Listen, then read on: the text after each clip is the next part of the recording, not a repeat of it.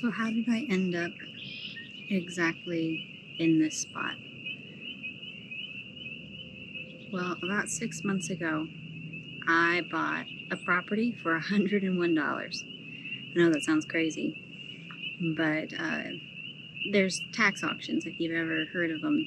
They can lead you down some sketchy roads, literally and figuratively, where people end up buying just a foot wide piece of land that's like a mile long and things like that.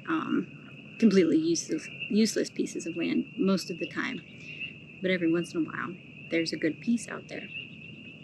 And so I did a bunch of research and I ended up finding one that I'm like, I'm pretty sure this is a good one. I don't think there's any liens.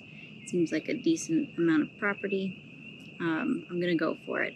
And I mean, for $101, I wasn't going in too deep and gonna lose a whole lot. And I ended up winning the auction.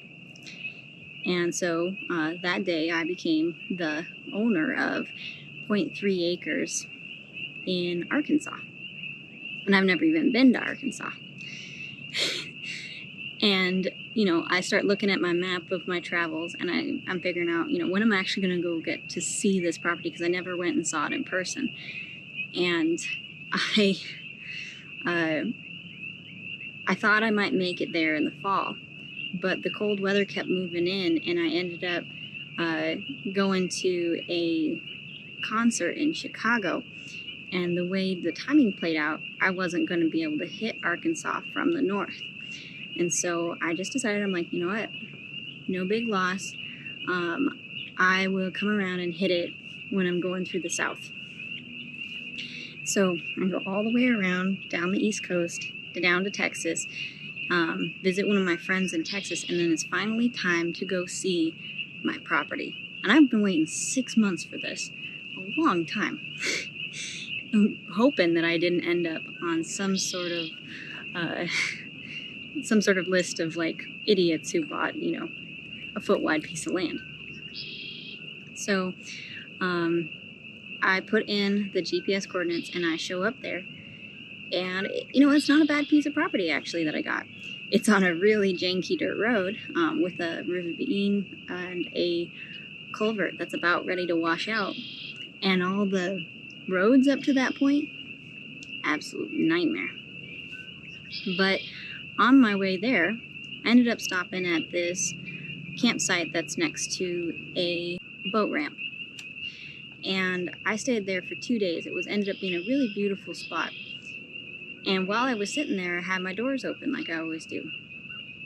And people were driving by, not a lot. You know, it's middle of the work week. I was working out of my van and I'd hop out and play with Rookie and then continue working. And one time when I was like sitting outside of the van having my breakfast, this little white car drives by, then hits their brakes, backs up, and pulls into my camp spot. Never seen these people before in my life, and these 3 ladies pop out. They were absolute delights. They're the kind of folks that adopt other folks. And so they were curious because one of them was going to look at a van, thinking about converting a van themselves, and the other 2 were just friends tagging along. And apparently when they saw the plants on the inside of my doorway, they knew that it was lived in. They knew that I wasn't just out camping. They knew it was a living situation sort of van. So they stopped, pulled in and started talking to me, asking me questions about tips for the road. And it ended with a hug. And I gotta say, these were probably some of the most Arkansas ladies that I could think of, with camo crop tops and bright pink t-shirts and a few of them missing some teeth, and the best smiles in the entire world. Just so kind, faces filled with joy, just such nice people. And they came, chatted with me, ended with a hug, which was amazing. I haven't like touched another human in weeks, and so I got a nice warm hug, and then they went on their way. And that was my first night in Arkansas. And then I was heading the next, 3.5 hours to my property. So I'm driving to my property and the roads get worse and worse and worse. the closer I get to my property. And by that, I mean narrower and narrower and steeper and steeper. The property's in the heart of the Ozark Mountains, and you know, I don't give those mountains a lot of credit coming from Oregon, but when you're driving on them, they do actually feel a little mountainous. Very steep, 20% grades, like intense. But finally, I go down this super janky dirt road and I end up on my property. And it's 0.3 acres right next to this really, really severe ravine down to like a creek. And I bet you money that there's good fishing in that creek. I'm very excited about that. But it wasn't a ripoff. Like, the property was solid. So I went there, but there was no phone service, and the whole area was really hard to get phone service in. I ended up parking overnight at the gas station, and I talked to the gas station attendant, or the gas station manager, and was like, "Is it okay if I stay here?" And he was like, "Yeah, but you got to give me the keys." And for a second, I was like, "What are you talking about?" It's like, "You got to give me the keys." And then I realized he was joking. He was trying to tease me. So again, just random folks around Arkansas, just nice, you know, just treating you like a friend from the moment you walk in. And I've experienced that with literally everybody that I've met in Arkansas. It's been incredibly sweet. So I stayed at the gas station that night, and then I headed out of the area after picking up some mail. And now I'm about to be heading towards Oklahoma areas. I needed a place to stay that was in between me and my next stop in Oklahoma. So I pulled up by Overlander and I found a little spot, and it just said that somebody stayed here one night, that it's a boat ramp, and that it's got really pretty sunsets. And you know, if I hadn't bought that property in Arkansas, I might not have gotten to see this. So sit with me for a moment. Let's enjoy this sunset.